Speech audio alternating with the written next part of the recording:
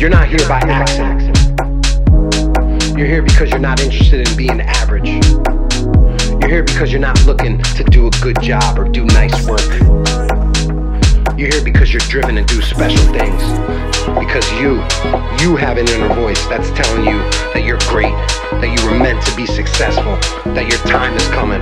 And no matter who or what tells you otherwise, you gotta have that constant internal belief in you, in your failures, in your mistakes, in your losses. That's all part of the process. And the process is where the passion lies. The journey is always better than the destination. And we are literally traveling there together. Serve the game.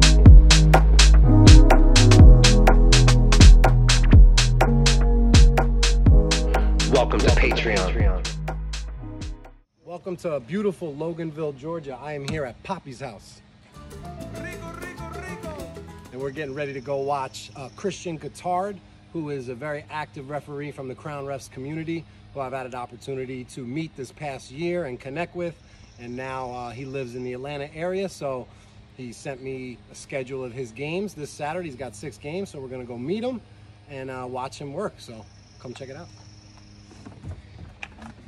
All right, so we got about a 45-minute drive. I'm here with the Crown Refs Southern Film Squad. My son, nephew. What's going on, my son? It's all good. My other son, nephew, Christian. What's up? So where are we going? What are we going to do tonight? We're gonna watch some good refereeing and some good basketball. Today we are going to go and film a ref and see what he does, how he works in the community, and see how he does the rest of the game. I like that. So one of the cool things about being on Patreon, this new private platform that I brought all my content to, is, I can go out and shoot a vlog now. Something I might not do, on social media, but something that I feel good about doing in a smaller group setting. And it definitely allows for more creative freedom. So what are the main hand signals or hand gestures that you use in refereeing? Well, we use a lot of them. Every time the ball goes out of bounds or we have a foul, we either stop the clock with an open hand or a fist. We point, and we show the various fouls from hits to pushes to holds. If you were an official, what would your point look like? Not bad. I want to see you fully extend that arm again, though. Show me again. Good. Yeah, this one. Good, and no pinkies out. Make sure you tuck everything. Oh, everything has to be tucked in, just point. Yeah, because you see a lot of refs with their fingers sticking out, their thumbs sticking out. Just looks sloppy. Yeah, so you gotta be like real firm. There you go. Yeah, okay. All right. What else you got? I've seen you do this a couple of times on your channel. You do a lot for treble, and then this is for like which way the ball's gonna go. Right. Okay. Travel is like the speed bag in boxing. Yeah, so It's a similar motion. Except obviously the speed bag you raise it a little bit higher, but this very similar motion. Yeah, I did a video one time where I was doing the speed bag and at lightning speed, and I was like just working on my travel. But it actually helped. That's a good exercise right there, actually. You got any tips for any upcoming referees? A lot of them. Listen to the Crown Refs podcast. There you go.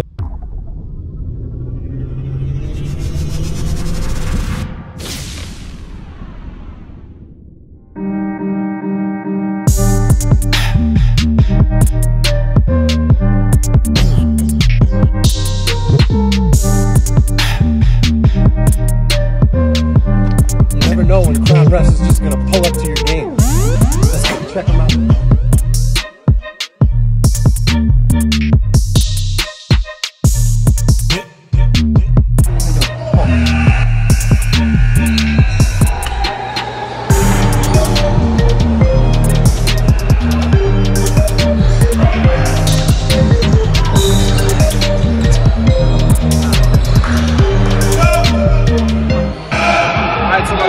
Christian ref his 5th game of the day. Been watching the first half so far. Been taking notes. I already got like 8 notes of him. This is like IPR in person, so I'm looking forward to having a little bit of a post game with him after the game. What's up? What's up, man? Paul. How you doing? Peter. What's up, Christian? Peter. What's up, brother? How's it going? I'm alright, man. This is Paul, man. Does a wonderful work in the rep community. Okay. Nice to meet you, man. Yeah, happy. I'm visiting Georgia for a week, so I figured I'd come meet him. Oh, that's what's up. Had a chance to kind of get to know him this year. Okay. Through the platform, so awesome. Thank you, man. Thank you for stopping by, man. Absolutely. You got 2 more games up? I got one more game after this one. By the way, I watched your first half. I have 13 notes. I know. I have about 15 or something. Yeah, it's crazy. Yeah, you happen to get the coach with the most boisterous. Yeah, we got to talk about that one. So we'll see. Yeah, but after your games, we can sit down and kind of go through the list. You're rushing all that. So maybe we can find like a private area and like 15 minutes to stop out. It's 3 quarters out of like 10. On the other side of the gym is 7 minutes. Pretty good run today too. These kids are good. This is a good game to rep. I'm glad you saw this game out of all the games. Yeah, it's a couple solid ones. Huh? I couldn't wait to see some of my footage in this I just took a little selfie of him to put it up. Christian Cotard and it's funny. I'm sure the community will be happy. We got a nice little thing going with that display. Yeah, I like it. 11 o'clock tonight, 4 in the morning. So just imagine when it really populates, if I let the public in. Right now I'm just kind of hand-picking who I want to come in. I want to build it organically with the people that are really connected and then it'll populate out. So eventually there'll be a guy from Bulgaria talking block chart plays with someone from California at 2 in the morning. This is a non-stop 24-hour chat. I used to hear that. It's the asparagus. You never know when Crown West is just going to pull up to your game. It's crazy. Worked out well, though. Yeah. Chug of water. All right, bro.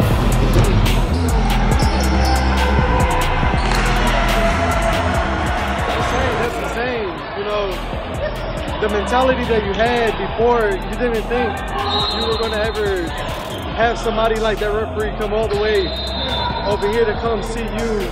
Doesn't even know who you are. You don't even know who he is. But he watches your content, and that's just insane. You know, you started from nothing, and now you're building this empire. Crown Ref. Okay, so branching off what he said, this is basically the start for Crown Ref getting big, and for you as well. Also interact with other coaches and can give them tips and pointers on how they're doing and what they can work on, what they can fix, or if they're doing it good or not. Basically, you're getting in there and helping other people, and you're also doing what you love to do.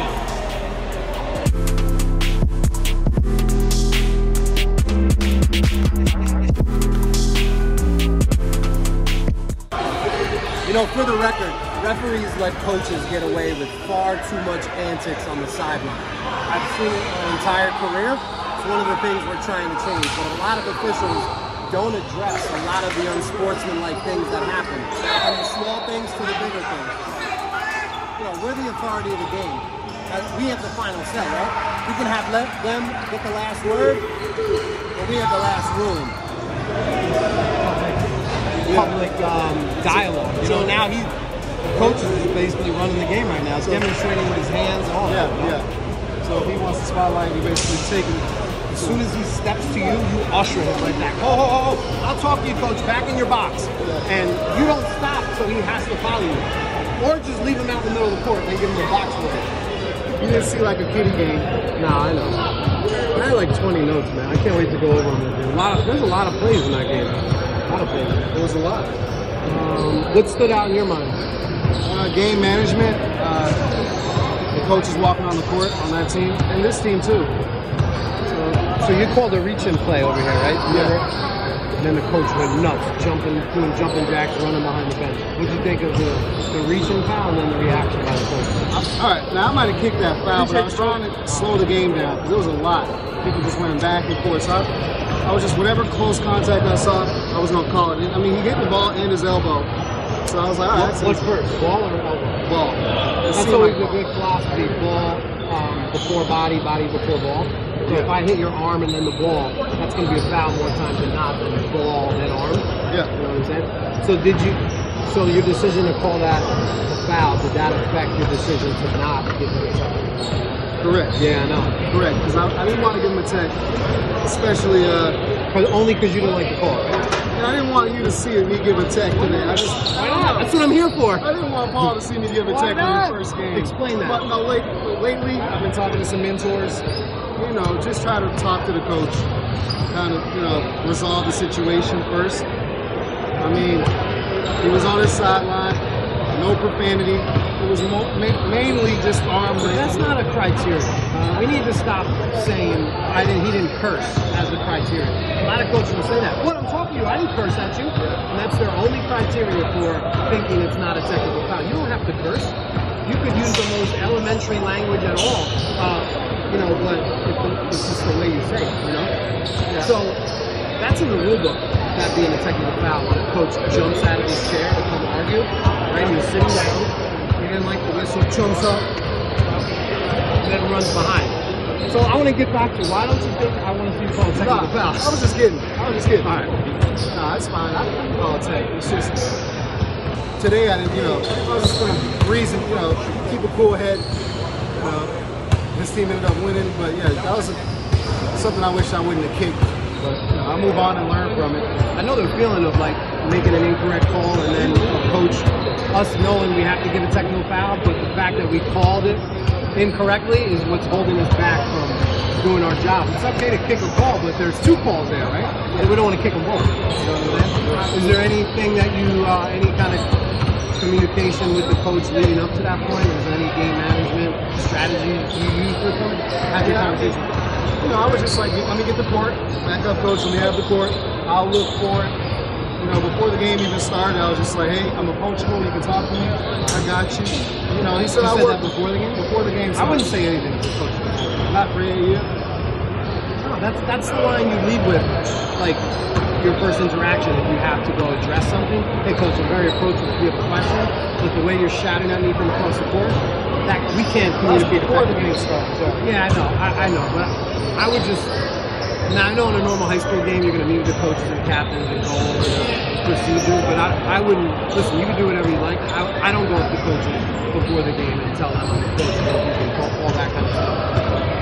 Yeah, you know, because it didn't necessarily work because he's out there jumping up and down. He wasn't approaching you respectfully, you know.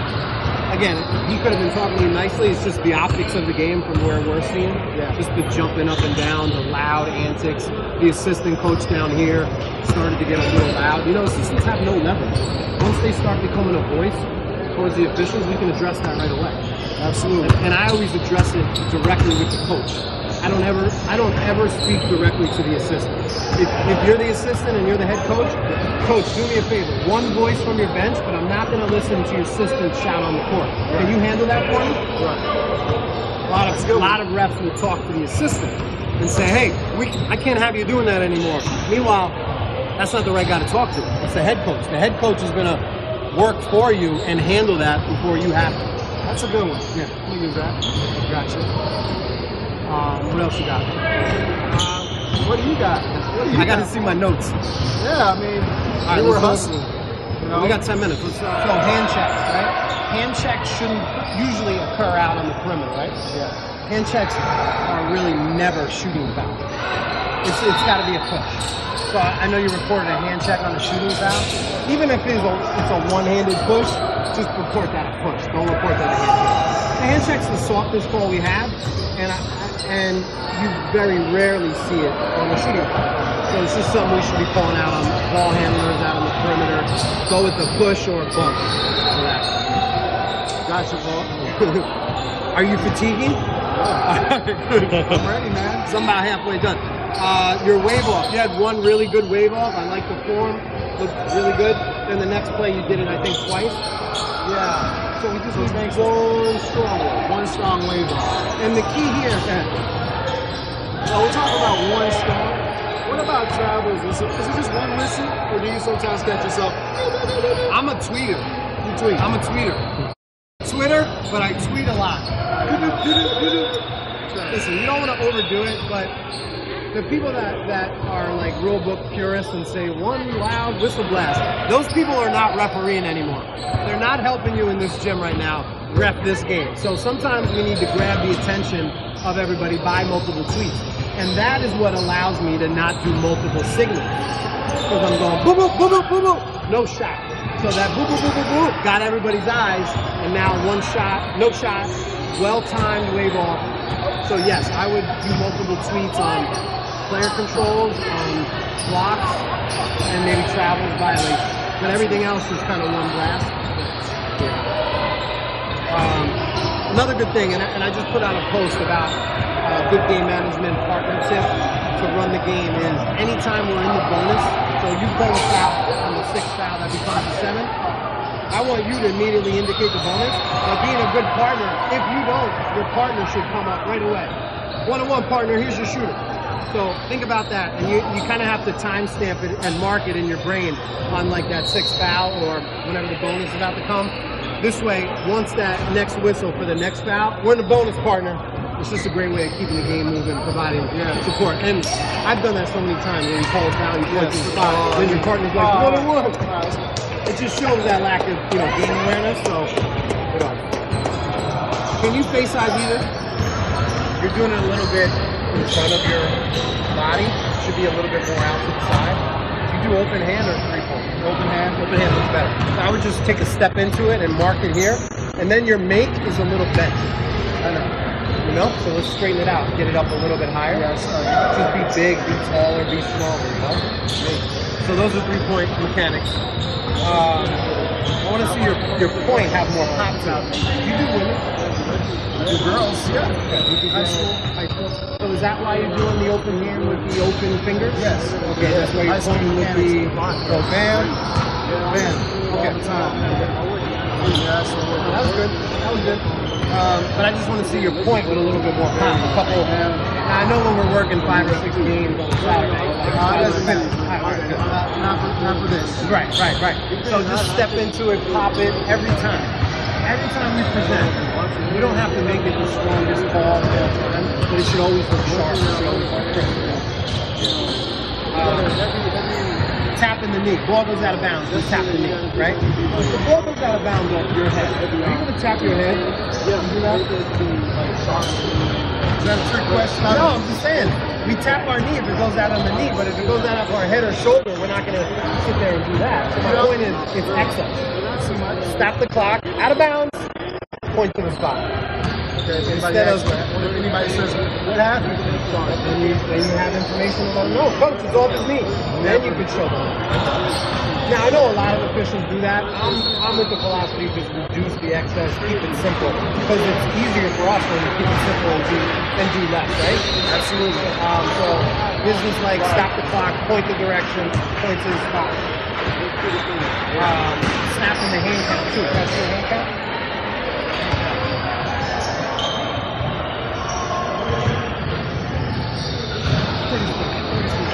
Try doing that while running, Well, it might be a little. Well, that's why I don't recommend running and counting, because no one looks athletic running and counting. It's really hard to do, right? Right. Do you look good running and counting? No. It's really hard to look athletic. So if you're running, they're running too, so you might be suspended. And that's why I say, don't be so quick to do a 10-second backcourt count. First of all, I don't know why high school is still doing a human count when we have machines that can be more accurate. Now I know here we don't have a shot clock, so we can't do it here. We got to keep the 10-second count. But in high school, in college, the NBA, we just go off the shot clock, and a robot is more accurate than a human. So I would be a little reserved on when you use your hand count. If A1 is dribbling up in 2 seconds, we don't need to show a hand count. If we know Team A is going to get up in a few seconds, we don't need to show it. If they're running up and about to cross, we don't need to show that. Absolutely. You're reporting way too close to the table. You're coming all the way right here on the side. There he is. Yeah, we should be right at center court, the middle portion of the court. Look in the mechanics manual and look at that imaginary rectangular area, basically from the 3-point line to 3-point line. anywhere in between there, we should be reporting. So anytime we come so close, it's almost like you're going to break into jail. Because the coach isn't going to like one of your calls, and he's going to naturally say something to you just because you're so close. Whereas he couldn't have addressed you if you were back there. But since you're in his neighborhood, he's like, hey, Christian, let me talk to you about this play. You do recommend whenever I do report a foul to walk on this side, table side at least, when the free throws are going. Or do you want me to go by the crowd? Well, I don't know how your state does it. We go opposite table with our mechanics. We go two-man, we go opposite table. So whatever level you're working is going to dictate, which side you rotate to. I'm not really talking about the switch after the foul. I'm just talking about where we book the foul. Stay away from the table. The only time we come to the table is if we have to talk to the table. Well, I'll work on that. I'll work on that one. Because you're just going to open yourself up for conversations that you don't want. Chopping the clock. That's your chop. Chop from the stop of the clock. Try to get it out a little bit more in front. On the side, a little bit, but keep it higher up. It should be eye level. Okay, that looks strong right there. Yeah, it's my first time doing that one. And don't put it out so far. Just keep it tight, boom. Almost like you have a hammer, and you're hitting the wall.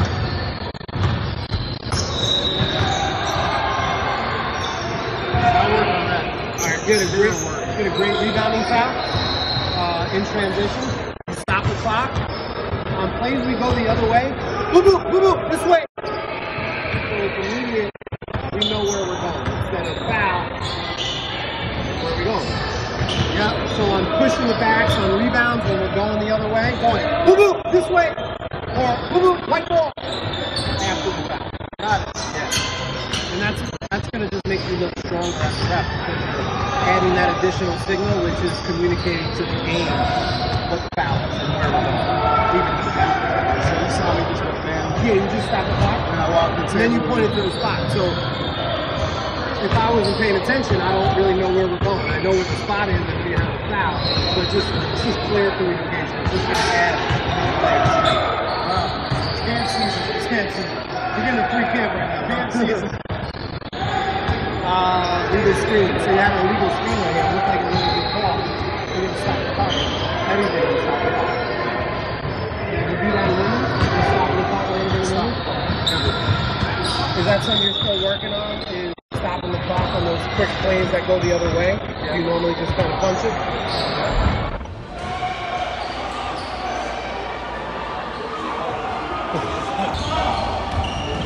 Uno más. One more time.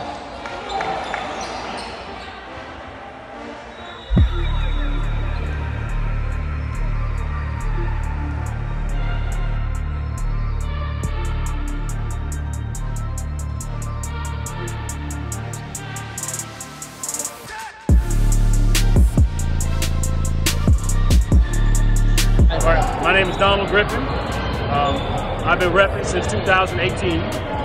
Love it. I love the podcast that you have, Crown Rep, Serve the Game. I listen to it about every day, just trying to grab something off of it. Christian put me on to it. I appreciate him. That's a good friend right there. Yeah, it is a good friend.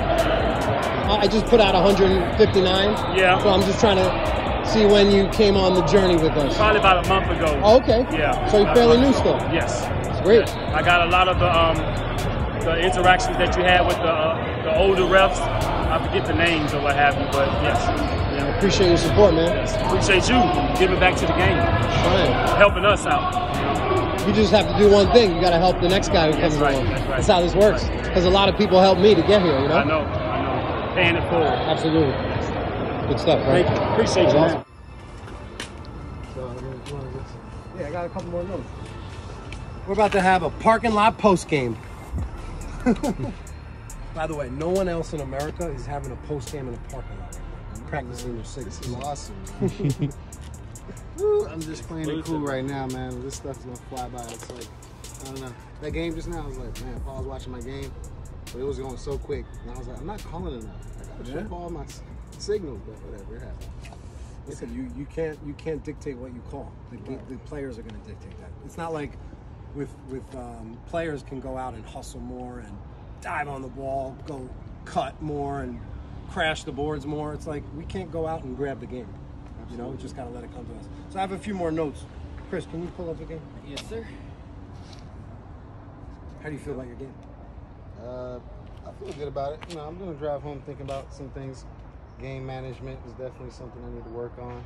Coaching, interacting with coaches, being a little bit more forceful. You know? It's not easy, man. And I was telling him, I did a little clip while your game was going on. Is referees allow coaches to get away with so much, right? Way too much. And this is universally from the top level all the way down to the bottom. Anybody disagrees with that, they're just not watching the game.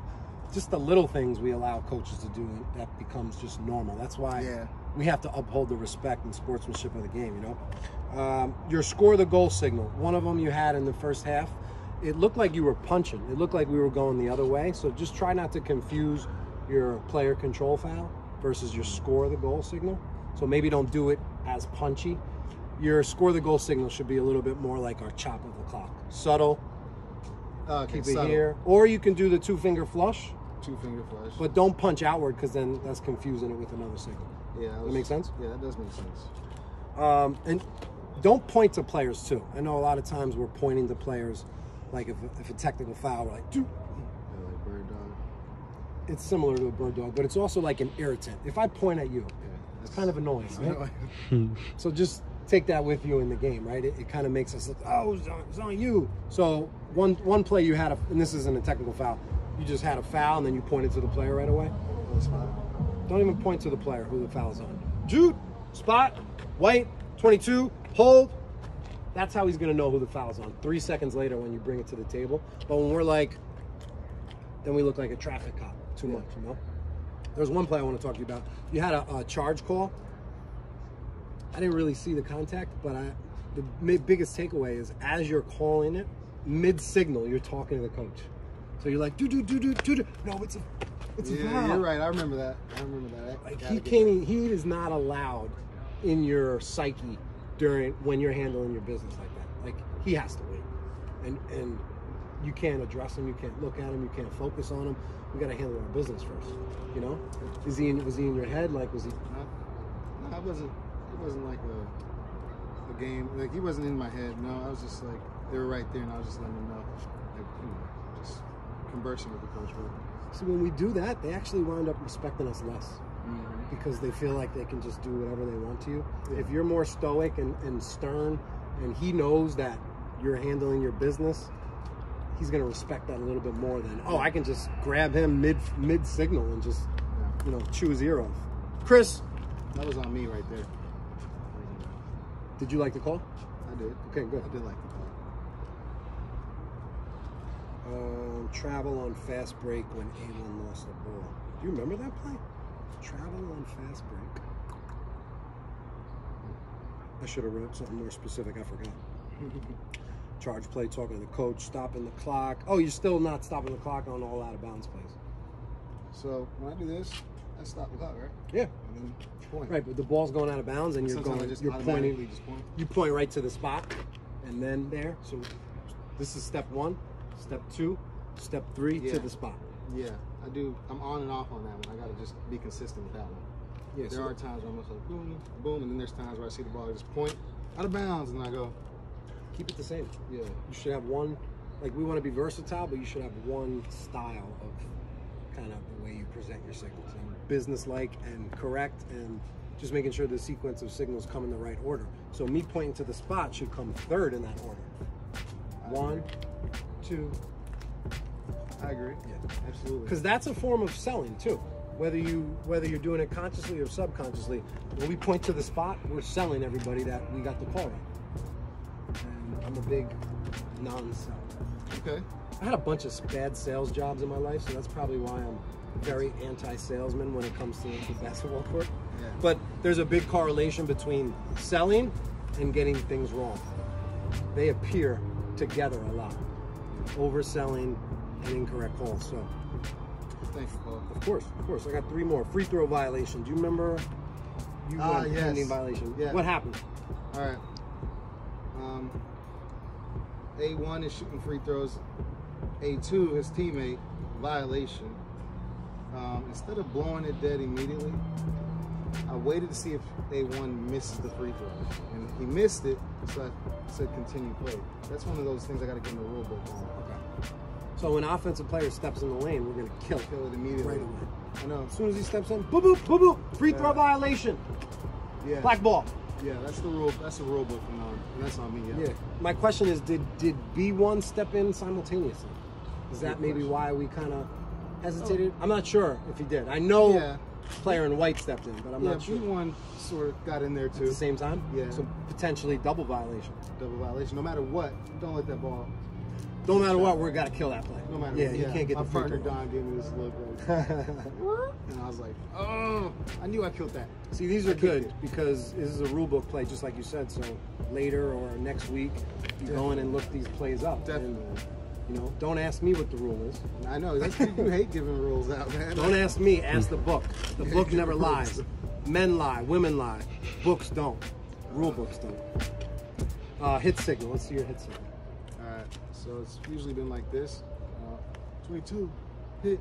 I think y'all been doing something different lately. I feel like it's been a little bit like 22. Like a second. Okay, I like to pop out the off arm, but not like in an exaggerated fashion. Yeah. So it's just quick. It's just a quick transition from my numbers to my strike, to my pre-strike. Numbers. That looks good. I mean, yeah, that's what I've been doing. All right, I saw your hit not look as clean. One of them was horrible. After my 6th game, my brain's probably just like, I know one of my hits was just lazy, man, and I was like, crap, I kicked that one too. So It's okay to present a low hit. I think especially on contact that is low, like swipe downs, players bringing it through, gets hit here. I go to table white 24, hits him 2. right. So it's okay to be. I actually want to see versatility with the hit. Go high from both sides, low from both sides. Yep. And be ambidextrous too. We can't be just right-handed or just left-handed. You want to be equally as strong with both hands. Yep. This way, no matter where you are on the court, no matter what call you have, you feel comfortable because you can go from both sides. Okay. What else you got? Nothing, man. How you doing? How you doing, I'm Paul? amazing. I'm just blessed, man. Okay. To visiting family for a week. That's awesome. Start of the summer, I get to go out and meet a great guy like yourself. Bring my nephews with me so they can experience it. It's a really cool experience. So what part of New York are you at? I'm just north of the city in White Plains. White Plains, cool. about 15 minutes north. I work in the South Bronx. I'm a phys ed teacher for the last 10 years. Respect that. Yeah, so it actually helps a lot with refereeing. Yeah, I know. Managing kids from pre-K to 5 in games, it carries over to managing players in basketball. Being able to run a tag game actually transfers over to being able to run a basketball game if you make the right steps to making that transfer complete. Absolutely. You got anything you want to add, Mr. Griffin? No, I'm just loving it, man. I'm loving it. Love You're a sponge. I am. I love it. I want to grab all the information I can grab, and use it. And you have it. Thank you. Well, you know what it is? You guys inspire and bring it out of me. I was telling Christian before, I don't give anything to anybody unless I think they want it. Yeah. I'm not the guy who just goes to people's games and offers, you got to do this better. I obviously know you want me to give you everything I have, so that's what's inspiring. That's how I started Crown Refs, was knowing that I have an audience of people that want to soak up the information. It gives me that platform to give everything I have. So I do have a question. How did you get that respect level so fast to grab former NCAA referees and former NBA referees? How did you get that level of I mean, that's a good question. I might not be the best person to answer. Maybe they would be the best person to tell you why they collaborated. But I look at Crown Refs, and we're getting ready to debut Season 4 on Patreon. Season 1 was us establishing ourselves as a content creator in the referee space, which has never really been done through modern communication, social media, right? So that was like step 1, putting out good content and connecting as many officials worldwide that are on the internet that want referee content. So that was step 1. Step 2 was collabing with the best minds in the world, and I just did that piece by piece. The first big name I got was Al Batista. Now I had known Al before I started Crown Refs. He watched me ref a few times, so I built a relationship with him. So once I started Crown Refs, it was pretty easy to kind of get him on the podcast. he invited me to get on, and then that led to Derek Stafford was another big name I got, and I got him just as he retired, so I knew I didn't need to go and get an NBA approval. I could just call him up, and then just piece by piece, piece by piece. The key is trying to give more back to the game than I take. Right. And give the audience more value. Yeah, so, the couple of interviews I seen, that's what they mentioned, that they were just so excited that you give back to the game, and they felt entitled or impelled to give back to the game as well. And no one's really ever had a voice with referees. The media has been the ref's voice. Coaches have been the ref's voice because we have no voice. Because as referees, we're told to just stay out of the way, stay out of the spotlight, go ref your game, go home. Well, guess what? That contributes to years of abuse. We're punching bag. We're society's punching bag, So once you start inspiring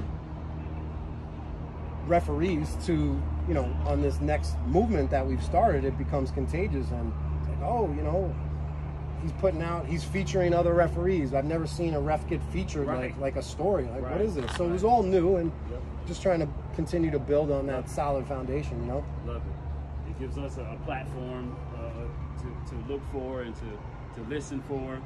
And it just helps us, like, as more of a fraternity or brotherhood, and we don't feel alone. Right. And that's what it is. We have to have each other's back. It's like we were saying in there. No one has our back. No one. And not even a lot of refs have our back. I know. Right. So we got to change that. So we need to make over internally first. And that's one of the things I'm trying to do. But back to your original question, the more and more people I was able to feature, more and more, now I can just pretty much ask anyone, because the list is pretty long now of great names. So it makes it easy now asking, because people want to be featured on. So that's pretty much it. What are your personal goals? That's a great question. I've never been, I don't know if I would, obviously my goal with reffing was to become a Division I official. Gotcha. As far as my goals for Crown Refs, I don't have any long-term goals. I've always had the short-term goal of trying to make the best content every single day. Copy and paste, and I know good things will happen after that. So it's not like, oh, in 4 years I want to be. I don't have that. Gotcha. I really don't. I just want to keep making. Yeah, I feel good things are coming. The more good you put out, the more good you get in return. Karma's a real thing. So sure is. That's all we're trying to do, and just build relationships with you guys, make connections with you guys. Because I'm just a ref. I'm More than just a ref. You're a trendsetter.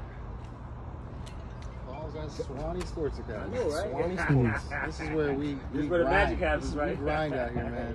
If we're not doing high school ball, this is how we get it, man. Yeah. You just came out here. I just put you on the Discord, and everyone's like, Swanee? They just saw the background. Nice. Yeah, everybody should have like that home place that they rep and get the most reps in. Mine was House of Sports. Yeah. Show us a picture of the House of Sports right now. Okay. Post-production. Yeah. No, but you got to have that gym that you just get your reps in and grow with good people too. Yeah. The people that have similar goals. When are you going to try for college? There's a couple college camps I'm encouraged to go to, but I just want to sort of master high school. Okay. And just get this right. Yeah. High school varsity. Okay. And then I definitely have a goal for at least next year. I do want to get into Division III, II, JUCO. Have you decided men's or women's? No, but I have been told that I do need to decide which one. Absolutely. Really? Yeah. So you can't do both. Right. Yeah, men's. But I had that decision early when I first tried out for college. I actually was on the women's JUCO tryout. They had my name on there and everything. It was like few days before, and I'm like, is this sustainable happiness for me? Am I going to be able to love this as much as I love the men's game? The answer is no. So ultimately, you got to do what you're going to be most happy doing, and not pick what's easiest. Absolutely. Not to say that women's is easier to move up in. But it is. It could be. It could be. Everybody's path is different, though. Right. And one thing you can't do is compare yourselves to anybody else's path, because comparison is the thief of joy. Right. You're taking away from somebody else's shine, but more importantly, you're not developing yourself anytime you're talking about somebody else's career. It has nothing to do with you. Yes, sir. Yes, sir. Yes, sir. Anything else in closing we want to wrap up before we? about the college aspect of it, and you know, Chris was saying that he wanted to get better on the varsity end. What are your thoughts on that, as far as, you know, moving up in the college, you know, and what steps would you take, you know, To become a college official? correct? Well, And when would you know it's the right time, or what have you? again, everybody's path is different. Correct. I think you should go before you're ready. That's me. Just because you never know when a pandemic's going to pop up. You never know when you're going to be out of work for a year and a half. Like, we don't know what's going to happen tomorrow. So a lot of officials are insecure about going to a tryout camp when they don't think they're ready. But maybe that's the right thing to do, because you go and you solidify yourself, you know, in year one. Then you go back in year two and year 3, and they could see the growth, you know, versus you just show up in year 3 and maybe it doesn't benefit you as much had you have gone 2 years. You're very rarely going to go to a camp and screw your career up because you're not ready. Right. You know? So, but I like what you said, trying to be great on every level. Like, you got to try to be a great CYO ref and youth ref. Then you got to be a great middle school ref. Then you got to be a great JV ref, great high school ref. So I would wait until you feel comfortable, like you have a grasp on the high school game. And then once you do, just try out. Don't wait that long. I won't. It shouldn't take you that long. Like, if you're going to try out this summer, that'd be great, but definitely by next summer, you'll be ready to be a college official. I know. I know. I got it. Definitely. Because one big thing that you have is the drive and the love for the game. Not a lot of people are standing out here in a parking lot talking. This is some ref nerd shit right here, you know? And that's a big pillar of strength is your love for the game. Because not every, I look at it as there's two types of officials: people that love reffing and people that don't. Right. People that don't are not trying to move up. They're not trying to get information to help them get better. People that are constantly trying to improve. And you guys are obviously on that side of the fence. Love watching film, love talking basketball. Yeah. We talk at least 2-3 times a week. That's great. You guys got a little cool group chat and everything. got it. Do you guys work a lot of games during the year? No, high school, together. Not No. together, but Yeah. Stuff like this. Yeah, me and Donald have worked a couple times. And you work in varsity? Yeah, well, not as much as I would like. You know, I want to get more varsity assignments. Went to camp Okay. this year to make sure I get some varsity assignments. But I just started in 2018, Okay. so and my availability kind of hurts me a little bit because I'm available earlier, so they give me those 9th grade and JV games sometimes. But I specifically let my assigner know that I would love to do some varsity, more varsity. You have a full-time varsity schedule? I wouldn't say full time. I do have a full time JV in 9th grade. Varsity last season, I think it was up to 13 games. I don't know how many, probably 30 or 40. But I did do a first round pro-level. Cool. How was that? It was great. It was a great experience. 3-person? It was 3-man. So I was so happy about it. I told you about it. And, Make sure when you're doing a girls game, you don't say 3-man. I know. You're gonna get offended. I know. 3-person. 3-person. Okay. So yeah. I've been called out. It's 3-person. I'll just say 3-person. You want to go right, you want to be right. They have a point. Yeah, they do. They won that one. Yeah. Women always win.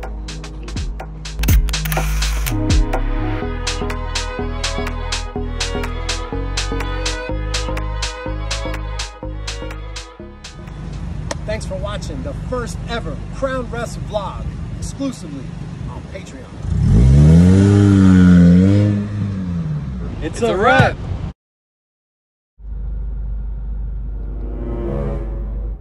What you know about Arby's? They got the meat.